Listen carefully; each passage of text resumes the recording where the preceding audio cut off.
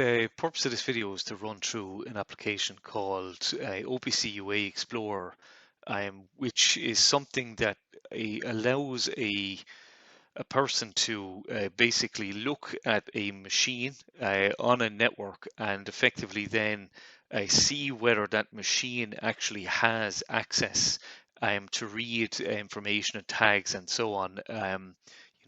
Over the network. So the typical kind of scenario that we'll be talking about here, it's where effectively you have some kind of an application, and what it wants to do is either go directly down to a device, or it might want to actually go directly to an OPC server. And you can try to look at kind of tightening the security in that regard. So effectively from this application, what I'm going to do is I'm going to look at its interaction with a popular package called Kepware. And basically I'm going to take a look at it. I'm going to look at the communication that can occur and look at kind of some of the more advanced concepts, like server-side certificates and client-side certificates and so on, just to kind of show its use by example.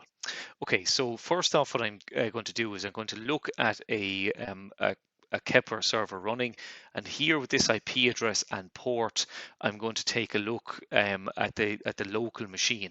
So effectively, when you have, say, Kepware as an example, if you go into, say, OPC UA configuration, which is the method that we're using to do communications, you're going to basically see this name here called server endpoints. And here what you can do is you can click into a particular item, and when you click into them, you'll actually see that there's a port number, it's called, and then basically you can see the communication methods. So none is a very common finding on many different sites, and that means effectively that you can connect using an anonymous login. So there's no credentials, no certificates or security settings applied in that regard. And then there is, say, for example, if I go in here, display, I'm going to go and take a look at the local server as such. So I'll go into display, and here what we'll find is that there's two different methods here. There's two different endpoints as such that I can go and take a look at.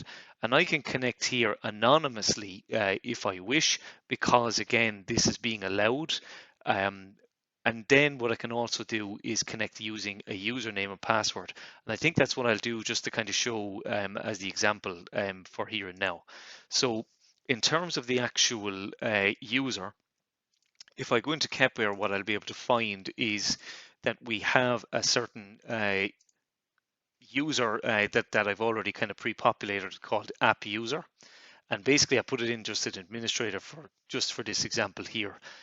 Just to kind of move along quickly. So there's full entitlements with this particular user. And here what I'll do is I'll just go into username and password. So we have app user, and then we just have a generic password.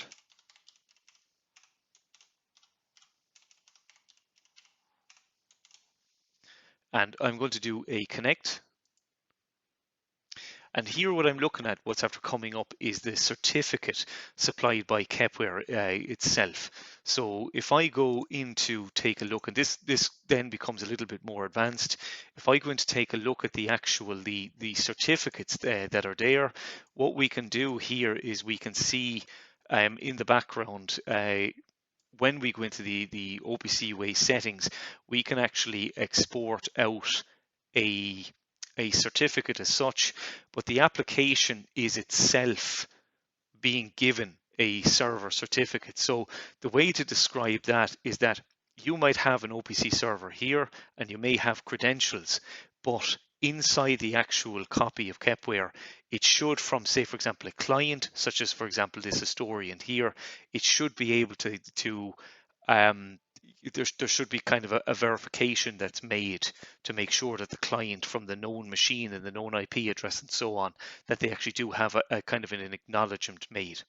So effectively here I'm going to literally just hit accept, and then we can see that we've actually connected to our machine. In terms of the actual client-side certificate, you can see the client-side certificate here, and that would be something that you would have to approve. at a particular point, you can go in and view the certificate, and the application is automatically given it to Kepware. And here we can see details that it was actually it was generated just before this video, you know, and then when it will expire and so on. It has 2 years length of time and so on. Okay. So the next feature of the use of this application, here we've seen that we can actually connect, which is a great thing. But the next thing then that we want to see is the confusion around the whole idea of OPC tags themselves, OPC UA tags, and how they actually look. So here there's an Explorer, and I'm actually able to go then and I'm able to take a look at actual tags. So if I go in here and if I go and take a look at the actual tags themselves and say, in this case, just how Kepware looks, we'll see a particular appearance, and we'll see that we have these tags here, and they have a different look to them when you look at the address format. And this can be something that takes people back. So the hard work is done here, where effectively we can go and take a look at how it looks in OPC UA format. And here we'll see the name actually come up and all of the details. And if I say, for example, if I want to read the value, if I just go Control C, then if I go into tag read, I can basically then do a direct read of the individual value. Now, there's more advanced options available in the background, but I won't go into those now just for the sake of this video.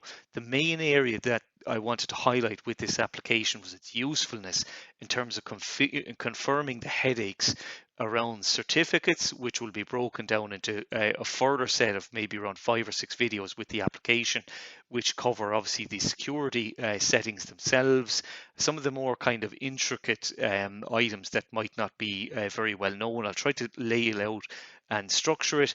And then also it's this whole idea again of where you can actually explore the OPC UA server itself, and you can go and find the actual names and some of the details associated with tags as they're seen on the network, and even say, for example, some of the terminology which is associated with OPC UA, which might not have been the norm.